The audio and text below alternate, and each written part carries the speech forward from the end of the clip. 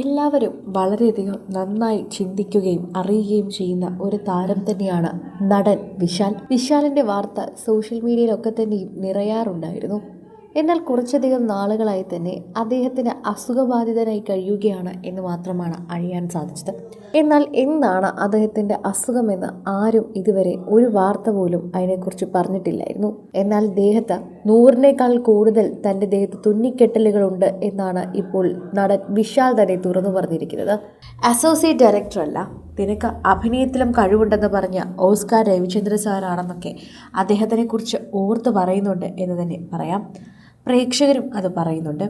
ഒരു action hero എന്ന നിലയിൽ തന്നെ പലപ്പോഴും തനിക്ക് ഒരുപാട് അനുഭവങ്ങൾ ഉണ്ടായിട്ടുണ്ട് എന്നാണ് ഇപ്പോൾ വിശാൽ തുറന്നു പറയുന്നത്. പല നടന്മാർക്കും ഇത്തരത്തിൽ അബദ്ധങ്ങൾ പറ്റിയിട്ടുണ്ടാകാം. ഒരു സിനിമയുടെ ആക്ഷൻ ഘട്ടത്തിന് വേണ്ടി ഒരുപാട് പേരുടെ എഫേർട്ട് ഉണ്ടായിരിക്കാം. അത്തരത്തിൽ എൻ്റെ ജീവൻ പോലും കളഞ്ഞ് ഞാനും ഒരു സിനിമയ്ക്ക് വേണ്ടി നിന്നിട്ടുണ്ട് എന്നാണ് വിശാൽ പറയുന്നത്.